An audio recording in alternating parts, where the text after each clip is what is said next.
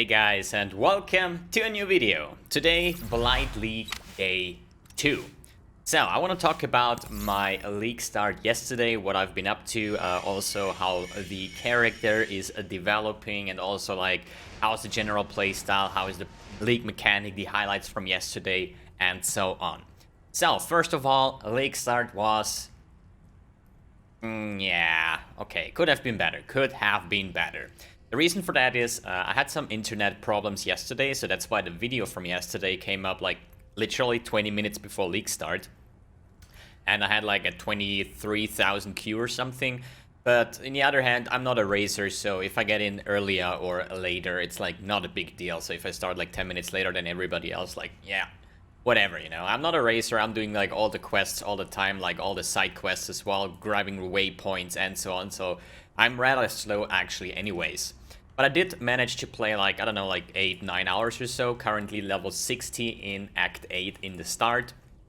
And I have to say, there is actually positive and negative things about my league start. So the positive thing is the league mechanic is actually fun. So I was not expecting that to be actually that fun. And you have a lot of experience gained from that one. So I'm currently like over leveled by 3-4 levels like throughout the whole like leveling process. I think I went to Act 3 with like level 28 or something. Usually I'm like 23, 24 or something. Something like that. The other thing is, the bad thing is, the build doesn't really work out the way I would like to have it, or yeah, that kind of stuff. But before I talk about the build, let's check out the highlights from yesterday. It wasn't too much, but still a little bit of a giggle here.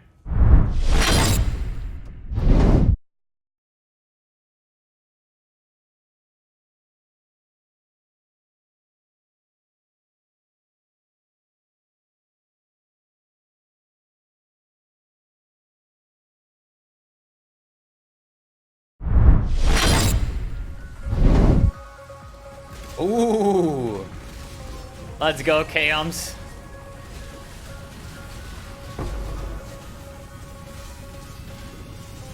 Let's go, Chaoms Heart. Oh!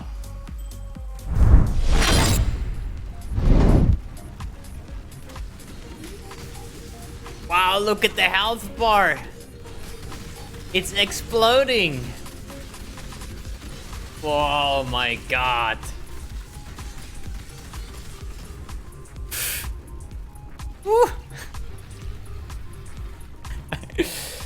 Hey, I'll just put something on my Cobra Lash bar and then I just go eat breakfast or something, and like 20 minutes later I come back and then probably the boss has reached his next phase.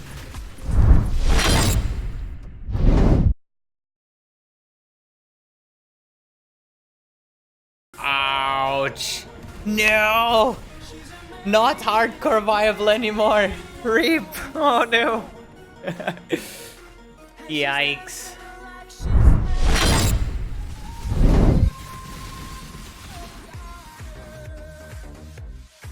See, and this is the problem with Wienemgeyer. I mean...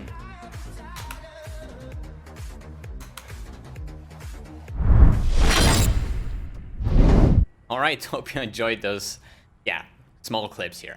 So, let's talk about the build and why I'm actually a little bit disappointed. And sorry if I sound a little bit weird or tired or dizzy or something. I just woke up literally like 10 minutes ago, so I just want to get this video online to keep on playing the game. So, the intentional thing is I started with Cobra Lash, and then at level 12, when you get to the Wienemgeyer, I want to play with the Wienemgeyer. The problem is, like in the early stages, like this Cobra Lash, where is it, like here, it does feel amazing. Like these early levels, you just hit something and it just bounces through, and it's actually a pretty nice experience. Also a pretty good clear, I have to say, right? Then later on at level 12, switching to Wienemgeyer, what is actually a little bit better. Where is it? Oh yeah, probably not Herald of Agony, probably, let's take this one here. So, Wienemgeyer. It is actually kind of funny. So you throw out these, yeah, blades or whatever, right? And these small poison things that are flying to you, these are the ones, the knives that are stacking, right? And you gotta make sure that you're collecting those, right? So if you shoot them and just walk away, and like a lot of those things are missing you, you're not getting a lot, right? So I'm having 4 stacks now. If I just stand still, I think I should get 5 stacks each time. But if I just run away and not every blade hits, then I'm just not collecting them. So you need to make sure that you either stand still or run in a way that you're catching those blades. You can have up to like 30 blades here, right?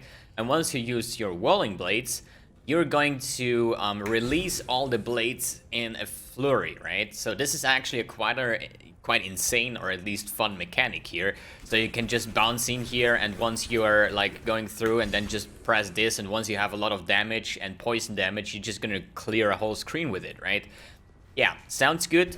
Problem is, first of all, the damage is not great. And second of all, it's buggy. It was buggy yesterday. So the problem was, like, as I said, I was switching to this Venom Gyre at level 12. The problem was, when you're, like, collecting those blades, sometimes when you whirlwind to release those blades, you gotta disconnect. Okay, so, you saw that one in the last highlight clip that I just randomly got disconnected, right? And this happens, for some reason, when you're collecting the blades and once you release it. It happens like every 20th whirling blades, for example. It's like I got like 6-7 disconnects per hour, which was a very, yeah, unsatisfying experience, especially when you're doing those, let's say you're in Naval City, an area that I hate anyways, right? And you like have to get 2 or 3 disconnects on that map. The map resets, so you always have to run through again.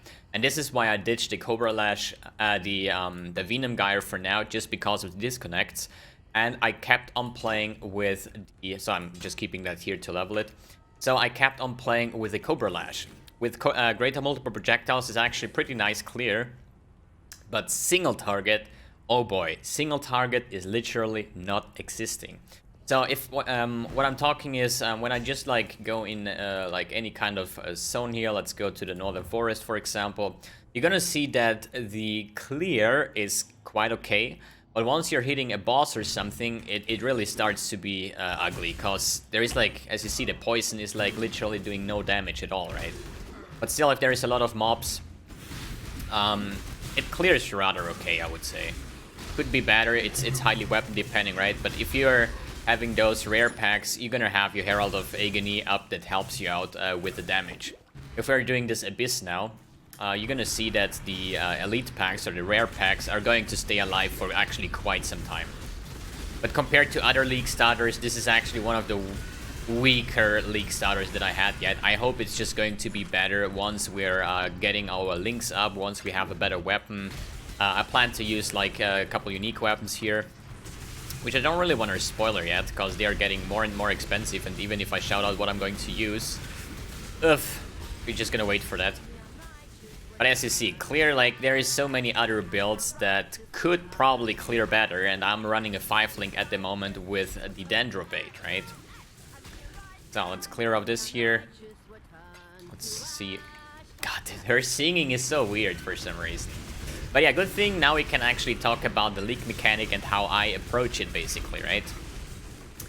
Since my damage is not the best, sometimes it fails, sometimes you're just super unlucky in terms how the paths are going. Sometimes you're like super lucky and it's super easy to get going, right? But yeah, I found out that the frost thing is actually the best, and I just upgrade the frost thing, right? I don't really care about the minion thing and the damage, the stun thing. I don't think it's like too necessary. But let's see. So first of all, I check where is the path going. So we have one here and one here. So I usually just take a look that I'm just trying to get this spike point here. And this is where I'm going to apply my frost tower. And here I'm just going to use the upgrade here, right? The empower. So fire is nice. Every level up, you're just I'm shooting more and more bullets. Minions I don't use at all. So let's just start here, upgrade this to level 2 and this one level 1. This is my actual start here, right? So sometimes you're just like super unlucky and these are like going in all sides and you have probably no chance. But at the moment, this is quite fine. So I get this to level 3. So I'm covering both left and right sides if mobs are running through here, right? This is the thing that I'm doing all the time, like getting this Frost Tower level 3 and 1 level upgrade. And now I'm just keep on checking. I see on the left side there spawned another one. So I could potentially just, yeah, get here a lightning thing here for some more damage, right? And I'm going to upgrade this so the range affects the lightning thing as well. And there is like no problem here on this right side, so we're just gonna focus on the left side. Just gonna upgrade this one. So it's like basically they're running through and this is just some damage, and if they're going to my Frost Tower, this is where I really have to get shit done, right? But this is the approach that I take all the time. I always use Frost and Empower in the start, and I don't really care about anything else in terms of that towers, right? Because the minion tower, I tried to do one with the minions yesterday. I got like all minions and all upgraded, but it didn't really felt good, right? The stun wasn't really necessary because I wouldn't have these slow, right?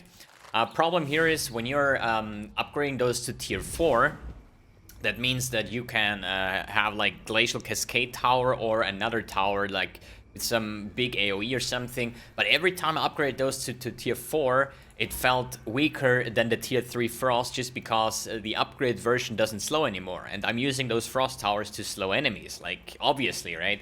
So I don't think I would rather take 2 or 3 towers with Frost tier 3 than upgrading one to tier 4 basically, right? But yeah, this is how I currently approach the mechanic. In terms of gearing, there is nothing too special. I've got a gold rim from Bestiary from the first, like when you're first going to the menagerie. Was quite good. Weapons, just some physical weapon, nothing actually too fancy. I got like 2 Karui wards, which is kind of good, especially movement speed, projectile. We are a projectile based build, accuracy, strength, dexterity, everything I actually want. Then just resistance rings, resistance belt and gloves, and here's some nice boots with resistance and life. I'm currently using Herald of Agony with poison, lesser multiple, and lesser poison.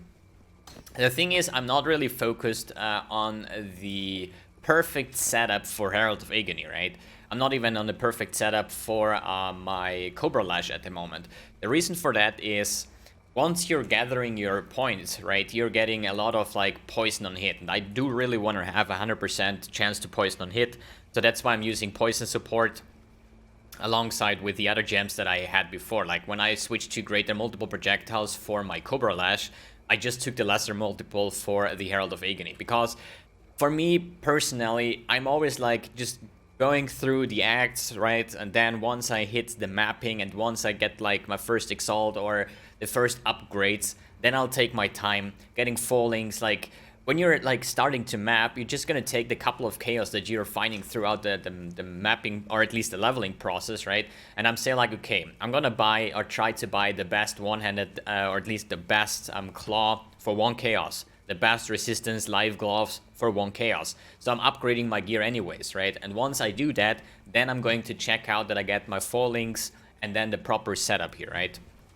Problem also is when you're checking Path of Building, there hasn't been an update yet for the new gems. So I cannot really say what would be the ultimate or best setup for Cobra Lash, right?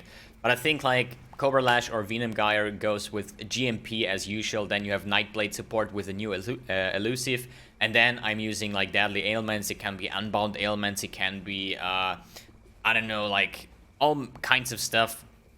Vile toxins or something like that, but we're gonna see about that later on.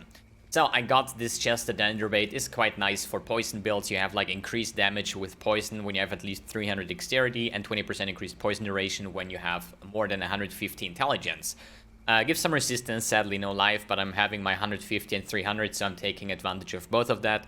And actually I wanted to farm a Tabula Rasa in Act 9, which I'm not going to do since I have this chest, and in the end I'm running a 4-link, plus this chest gives me lesser poison. It means it's like a 5-link, right? And plus the stats, you can count in as a 6-link, because a Tabula is white. And this one gives me increased poison damage, which is like a link as well, right? So that's why I'm just using this one as a 4-link instead of farming a Tabula. Yeah, this is it for now, basically. There's like nothing too fancy here. I'm just like a little bit disappointed in the poison skills because they are like literally doing no damage. Main reason for that is I need more levels. I need to gather all those poison points here to stack up the damage. I also went for the Ascendancy. I went Ambush and Assassinate first. just because of the impact damage and the culling strike, which helps me a lot when I'm like doing map bosses or so. At least like not map bosses, but questing bosses, right? The next one would probably be, I think I would go Noxious Strike followed by Toxic Delivery just to boost my damage before survivability. I think Mistwalker, of course it is nice, attack speed and this elusive buff, but I'm really struggling high in damage here, right? So probably I'm taking the damage side first before the defensive nodes here, because in mapping, low tier mapping and so on, I don't think that I need a lot of defense here, right? But yeah, that's it for yesterday's run. We're gonna see how it will like grow out today. So plan for today is definitely go into mapping. While you're watching this, I'm already streaming, because every time I upload a video I start the stream next to it. Means that I'll be going at 8 and 9 obviously, then start to map, and I want to get at least level 80 today. Level 80 is, I think, approximate. I'm just going to browse through mid-tier and low tier and mid-tier as much as I can find to upgrade my Atlas. And yeah, I hope that I'm going to spoiler it. I want to use a Wasp Nest, right? The Wasp Nest goes for like 10 chaos at the moment. And they will give you physical damage, attack speed, crit strike chance, accuracy, chance to poison, and extra chaos damage with poison. So this is actually a pretty nice weapon. Goes currently for 10 chaos here, or actually 15 chaos. So this is a weapon that I want to get. The Wasp Nest, going into mapping, level 80, and try to finish like the first couple of mid-tier maps. And this is my quest for today's stream, and we're gonna see tomorrow if I'll be able to do it. Alright, so yeah, I think we're just going to stream now, and I'm actually hyped, and I so hope that this character doesn't turn out like shit. I mean, I know Poison needs some more investment, but that would make it not a good league start at all. When I talk to my friends that are all running summoners, they are having the best day or the best time of their lives, to be honest. So, thanks for tuning in, guys. Thanks for watching, and see you in the next video.